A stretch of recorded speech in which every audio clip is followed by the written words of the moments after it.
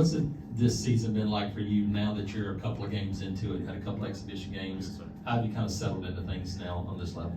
I think I've settled pretty well, and obviously there's a difference playing exhibition games and being in practice with nobody in the jungle. I kind of got a little used to the jungle, but that's still definitely a new experience for me. But yeah, the transition has been pretty smooth just from practice into now these real life games. What do you think is the key for you has been to make this transition as smoothly as you have as a freshman? I would say I definitely credit our coaches. I think I watched the film a lot with Coach Bergo, so just seeing the game, thinking the game, he is truly helped improve my basketball IQ. And then obviously I can't go without thanking Coach D and Clark, because I came here with some things wrong with my back and my lower back. They first helped me rehab it, and Coach D has just gotten me stronger, faster, where at times I do think maybe I was one step behind, but now I feel like I'm ready to go no matter what pace a team might play against us. Jason? Has your game always been just to be everything on the court? I mean, you're a assist guy in high school, you did all that stuff. Is that always the way you played, which is kind of a little bit old school, which is, hey, just do everything on the court? Yeah, it definitely has been. I was to say AAU. I was never had a real point guard until my 17U year, which is my last year. So I was essentially our point guard, or I functioned as our backup even in 17U. And then at St. John's, numbers kind of speak for itself. I was always the guy who ran PG, had the assists, had the points. We used to joke, like at one time we would look at the stat category and like it was always Sebastian was number one. So things like that has always just kind of been my game and my MO. Two at the back. Last season, Tejada was a freshman. Has he given you any advice from transitioning from high school up into SEC basketball? And if so, how has he helped you? Yes, most definitely. Obviously, Todd and I are different positions, but even just the experience of being a freshman on an SEC team, he's taught me, there have been games where you will have a bad game. He was like, you started off pretty well, but there's going to be one game where nothing's falling for you. You feel like you can't make the right read at all, but you just got to keep your head down and know that you're still good enough to be on this level. Just because you have one bad game, that doesn't mean your confidence should be shaken. And he's just kind of been preaching that to us. And, not just to me, to all the freshmen. And that has definitely come to help because, after my first minutes against with him, I came back to the bench frustrated because I felt like I didn't contribute enough. And he was still whispering in my ear, like, you got it, you're good.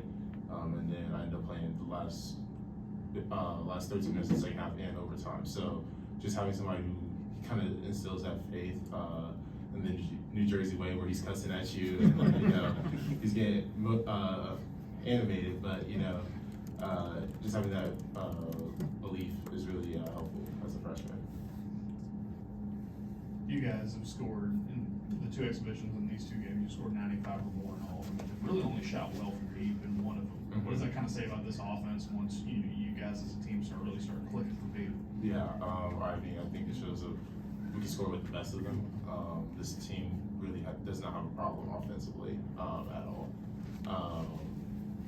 But we also still have to be mindful of the fact that just because we can outscore most teams in the country, we also need to defend against most teams in the country, and that's really just what is going to set us apart. Because if we don't, then it doesn't matter if we score 100. If they score 102, we still lost the game. Go in the back. Oh. Hey Sebastian, I'm not sure if we're going to talk to you later in the week, and I know you got a game to play, but you got Houston on Sunday. You're from Houston. What are kind of some early thoughts about how you'll be? I'm sure pumped up to play that one. Yeah, definitely. It helps a lot, especially when I have a lot of ties to that team. JoJo Tutler, we grew up in the same gym together, so that's always a good one. Kingston Flemings and I have played against each other since literally third grade, where they whooped us like mad early. I was like, we were considering were we even good at basketball. And Sadak and Bryce Jackson, and just some of the guys on the team that I've known from a very young age. But I think we're definitely. The team is looking forward to it. It's our first kind of opportunity to see how well can our offense hold up against a top defensive team like that, and B, how can we show how much we've improved on defense versus the #1 team in the country right now. So that's definitely excitement for me. What do you think the keys are gonna be for y'all kind of tomorrow night to kind of build off of what y'all did last week? I think being more defensively locked in. I also believe our execution at times, or our execution the first 6 plays were horrendous. Against Mary Mac, just having these plays, we can't keep dumbing down our playbook, and we all know that. We all understand that in order for us to be able to compete with the top teams in the country, we're gonna have to expand the playbook even more, and we need to know all of it and be sharp and do all these things. But my main thing is making sure we're alert on defense. You know, there are times where we will start having defensive lags, and that just won't cut it at this level, let's just be honest. So having a more defensive mindset is kind of the mentality going into this game.